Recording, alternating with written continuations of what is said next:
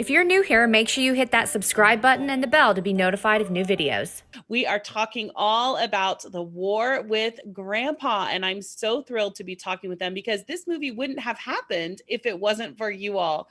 We have Trey, Martin, and Rosa here. Hello, Hey, family, how are you? Hi. My name is Heather Brooker. I am a journalist with NBC Los Angeles, and I am also host of the award-winning podcast Motherhood in Hollywood. And we have a lot of wonderful parenting, family press outlets who are here to ask you guys questions. So I'm just going to get started.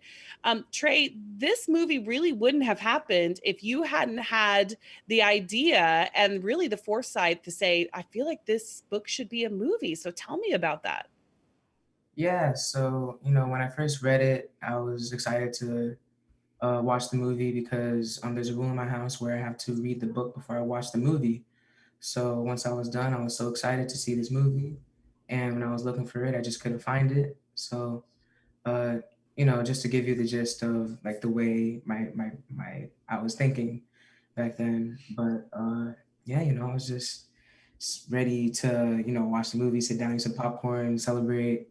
And I asked my parents, what they were thinking about making this into a movie because I knew that they were in the movie business, and yeah, here we are. Okay, so Mom and Dad, what was your reaction when he came to you and said, "I read this book. I think it should be a movie"? Because my daughter comes to me with ideas sometimes, and I'm like, I don't know about that. What was your reaction? Well, when he came to me with the idea of, trying to find the movie, he wanted to see the movie, and I tried to help him find it on the internet, and we couldn't find it, and he kept insisting that I read it, that it's so funny. And so, I appeased him and I said, okay, let me read it. Because lots of times I'll read a book with him and we'll talk it over and what the story was about, the character development and all that stuff. So I read it and, I agreed with him. I thought it would make a great movie. It was a very heartwarming, it's a short book, but it was very heartwarming and it had a nice, big message about family and unity. So, I started prepping him on how to do a pitch so that he could present it to his father. And he pitched it to his dad, and his dad, thought it was cute that he was doing a pitch. He didn't think, nothing of it. Well, at the time I in my defense, I was trying to leave town the next morning. So I was going through stuff and just kind of, trying to get myself sorted. So when she said, hey, I need to take some time, Trey wants to picture a movie, it was kind of like, this is really cute, but for my 8-year-old son, but I'm kind of busy. But I'm busy, I got stuff to do. The mommy look saying, sit down and you're gonna hear the sound. And so I said, okay, cool, okay, that's kind of cool. Well, give me the book, I'll read it on the plane. And by the time I landed in LA, I called back and said, listen, we need to option this thing. This is a really great idea. And this is our next project. So wonderful. And then we just talked to Oaks and Laura just a few moments ago, and Oaks mentioned something about how you guys kind of had a vision already for Robert De Niro in this role. Tell me about that and how did that sort of come about? So basically, when I was young, my parents wouldn't ever let me see a Robert De Niro movie because they were very appropriate. So, I was always hear how great of an actor he is, and I was so excluded, So I thought to myself, why not have him in my movie if this is going to happen? So why not? I love it. The movie, and then, I love the ambition. That's amazing. And then you got him. What an amazing thrill. And he truly is like, yes, he plays these roles that are sort of like gangstery and not really appropriate for kids, but he also has this wonderful grandpa quality that really just works in this movie. So I'm going to open it up to questions now from our family press who is here. Let's head on over and start with, Sarah from Scoop Show. Sarah, if you want to click on your video and audio, she has a question about seeing the movie. Hi, Sarah. Hi, how are you? You doing? So I'm wondering, obviously there's so much work in pre-production and post-production. What was going through your mind when you got to see this finalized, finished version of the film? Well, I was able to actually, be a part of the process from pre-production to filming and post-production, and kind of being able to see it all come together, and then finally being able to see it at the end. It was so special because, you know, uh, I've always wanted to see this movie. As I said earlier, ever since I uh, read the book. So see all this finally happening is just makes me and my inner little kid self happy. And for us, seeing the finished product as a small production financing company, and this was the biggest film we had done to date, it was definitely a moment of accomplishment. Yes. And pride. Yeah. Because Mhm. we felt that we put together an all-star cast, and and this it's not a secret that people that generally look like us don't make movies like this. So it was an extra set of pride for us to say, oh, we accomplished it, we did it, and what's next. Yeah. I love it. Thanks for the question, Sarah. Okay, I want to head over to Amy Fulcher. She has a question about the cast. Hi. So like you already mentioned, we know that De Niro was your must cast, but I want to know how the rest of the casting came into play. Oh, well, once we had Mr. De Niro on board, I think everyone's like, yeah, I want to work with him. I bet. So that was easy. I think Christopher Walken said to me, he goes, "Are you sure De Niro's in?" Right. And I'm like, "Yeah, he's in." He's like, Yeah. "All right, I'll do it." Yeah. All right. So we have a question from Allison from, oh, I'm so sorry. Go ahead. The first time they worked together since a Deer Hunter. So it was Yeah. a reunion A reunion for two. them. Yeah. It was so cool. I think a lot of people are going to be talking about that too, because it was really funny watching them and Cheech Marin interact on screen. Just a really fun trio there. Okay, so Allison from Everyday Shortcuts has a question about the Godfather reference in the film. So Allison, if you want to pop on your video and audio and fire away. Hello. Okay, so I thought it was so clever of you to add the Godfather reference in there. At first, I was like, oh no, they're gonna put a horse's head in there. But then when you put the snake in it, I was like, that's perfect. It's a great humor for adults and kids to enjoy. So I was wondering, what made you decide to add the Godfather reference, and what was De Niro's reaction when he found out it was going to be in the movie? Oh, her audio cut out. Yeah. The entire. So she said about the decision to add the Godfather reference. What went into making that decision, and then what was De Niro's reaction when you kind of pitched that to him? It was Tim Hill, the director. That was pretty much his idea, and I think Bob kind of has fun with those kinds of things if done in a clever, smart way, not to make fun, but to connect the dots. For and when we talked to Bob earlier about being in the movie, a big part of it is, as Trey even sent him a pitch video, hey, come hang out with me on set, and we'll have a play date kind of thing.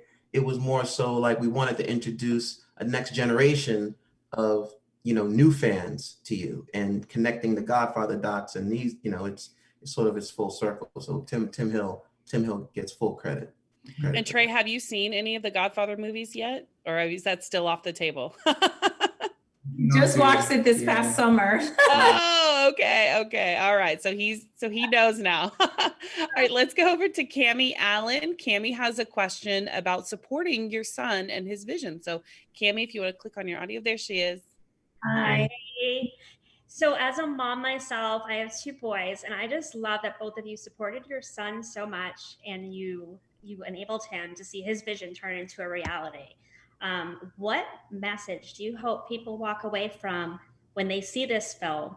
And Trey, how does it feel to see your vision come to life?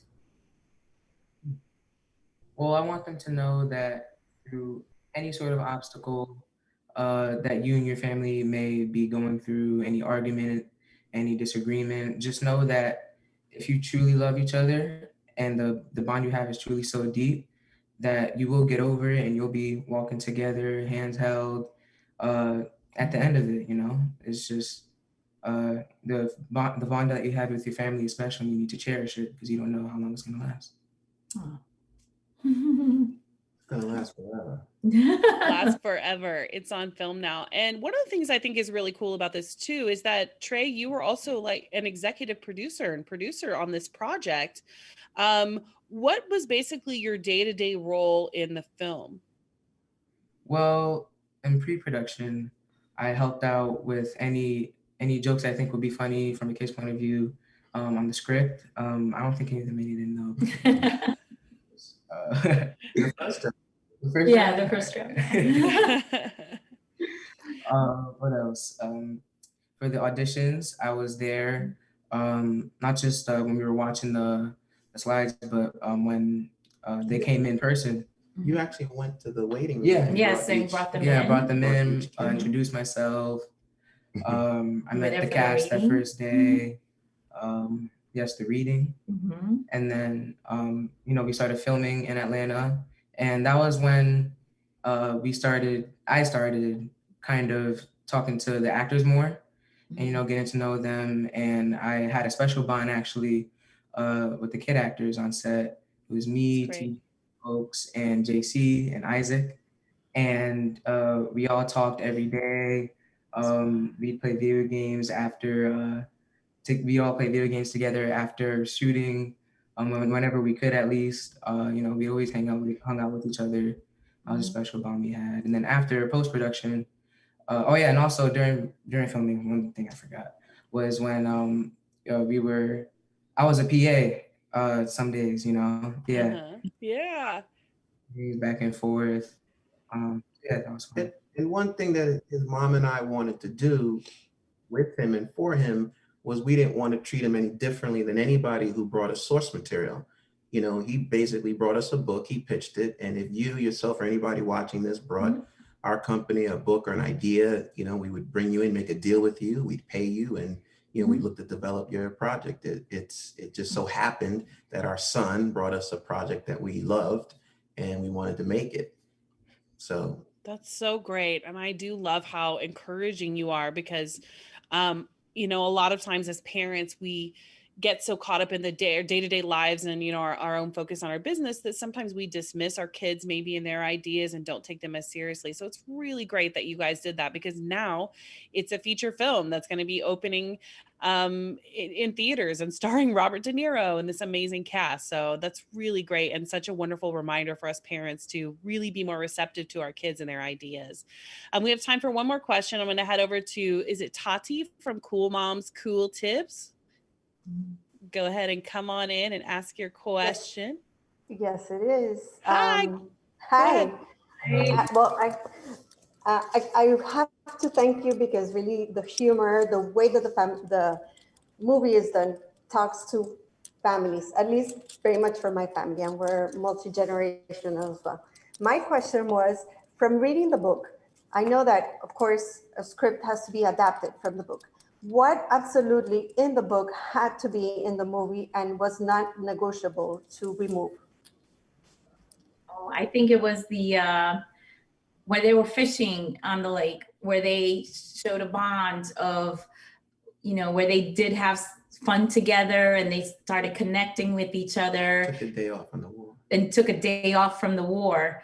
That was important to keep from the book. Yeah.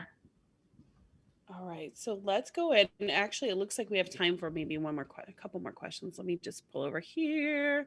Okay, so Kristen Rep, I hope I'm saying that right. Christy Rep, I hope I'm saying that right. If you guys see me squinting, I don't have my glasses on, and so I'm literally like going like this. But Christy, if you want to come on, hi, there she is. Hi, go ahead. Hi. Hi. Hi, nice to see you guys. So this movie was so much fun to watch, and as a producer, what was your favorite scene to see come to life on the big screen? For me, it was definitely the dodgeball scene.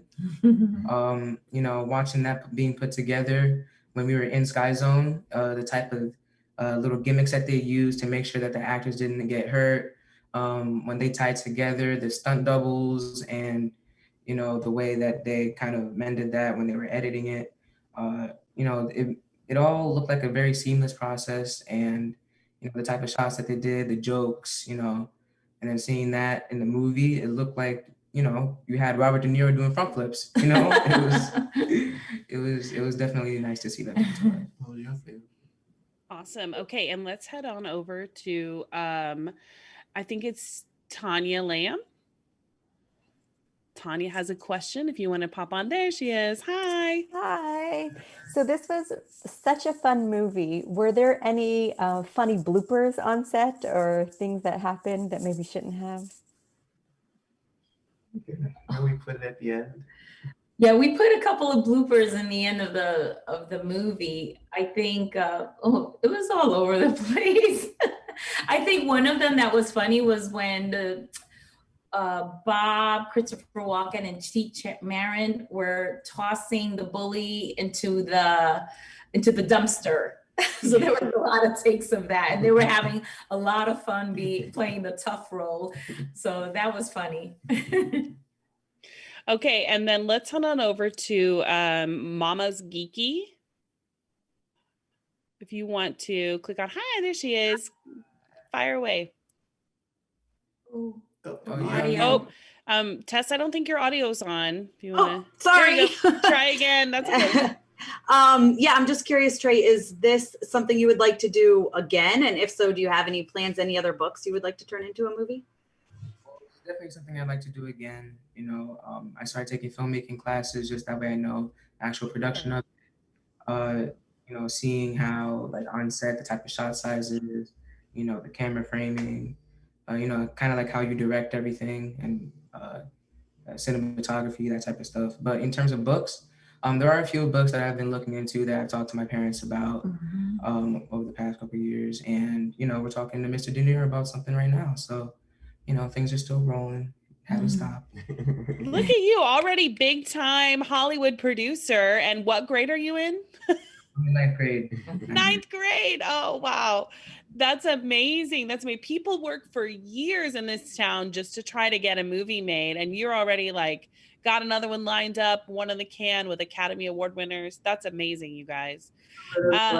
Watching, know that the Guinness Book of World Records is going to honor Trey as the youngest producer ever in the history of the movie business at the age of 11 when we shot this movie. Yeah, 11. So, that's amazing. That is so fantastic. What a wonderful accomplishment for you, and like super bragging rights when you're going into high school. I mean, that's so cool. Well, congratulations on that. And then I went ahead over to Kathy Copcut. She has a question as well. If you want to click on your video, Kathy, and fire away.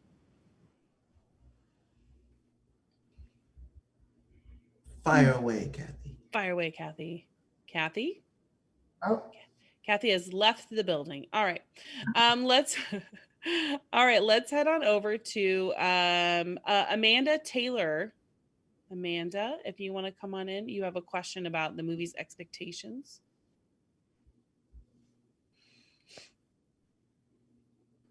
There she is. Oh. Hi, Amanda. I'm not sure if you answered it, but I was just wondering if it, you know, the movie, you know, did it meet your expectations? You know, was it everything you were hoping for? It was everything I was hoping for and more. You know, honestly, it was just seeing it come to life on screen, and you know, the jokes that were carried over, you know, just the moments that Pete and his grandfather had were carried over, and you know, that honestly made it so much better.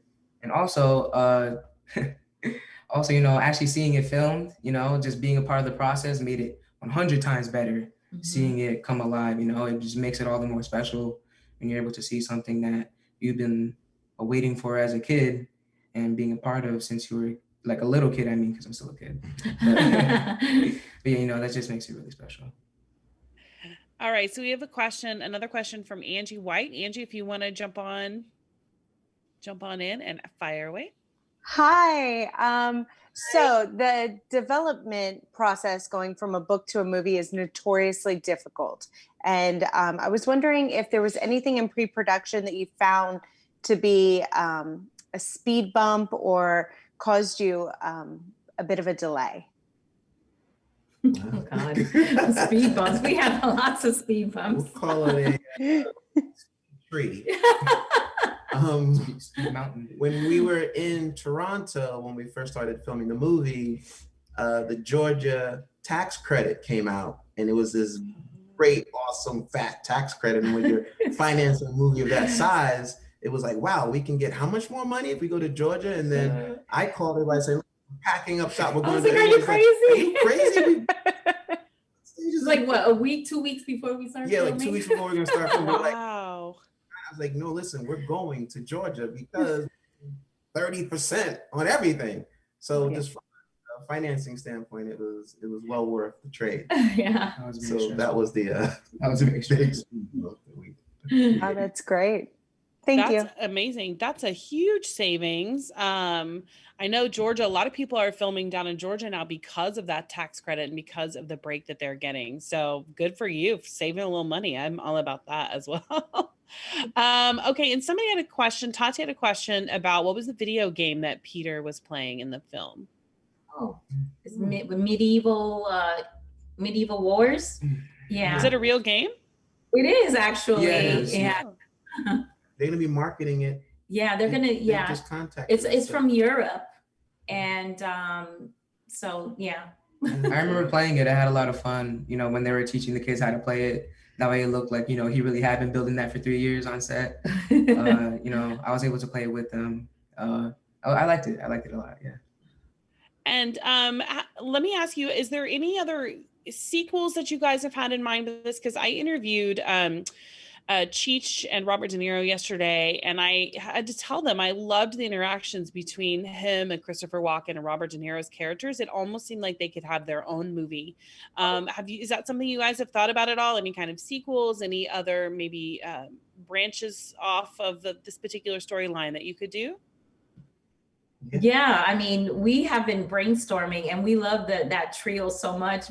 Actually, that's one of in the script, like if we knew this chemistry was going to be so great, we wanted to expand on it more, but definitely with the next one we're going to be doing that. There's a couple of roads we can go down, because when we acquired the rights to this book, we also acquired prequel and sequel rights to a book, and they're actually a manuscript called The War with Grandma that is being developed.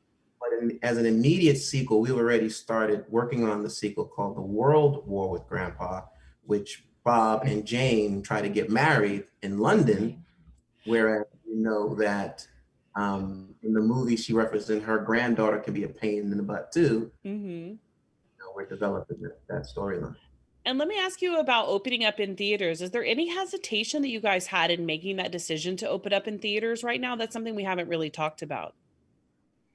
Yeah, there was, that was a big decision to do, because, it's uncertain times right now. And, we moved the day. First it was September, then now it's October. And now we feel like we're safe. Everyone knows about social distancing. You can go out and be safe with the checkerboard seating. The theater association is, making sure that theaters are being cleaned and sanitized between every showing, and they have checkerboard seatings and masks. And so it's looking really, really good. And I know families are dying to go out and do something fun with their families. And this is a great movie to do it. There's not much out there right now. So we think this is the perfect time to see this. We even went as far as had a call with NATO, the National Association of Theater Owners, and they laid out their plan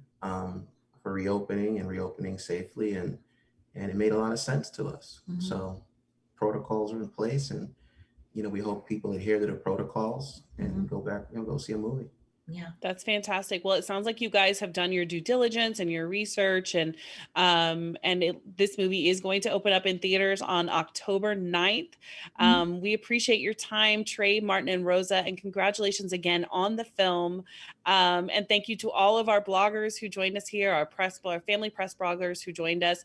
If you guys want to check your email and head back into the hospitality room, that's where we'll wait for our next roundtable with Cheech Marin and Jane Seymour to talk about The War with Grandpa. Thank you again, you guys, for your time, and congrats on the film. They don't know the plot yet. They don't know the plot yet. So oh, okay. Bye. Bye.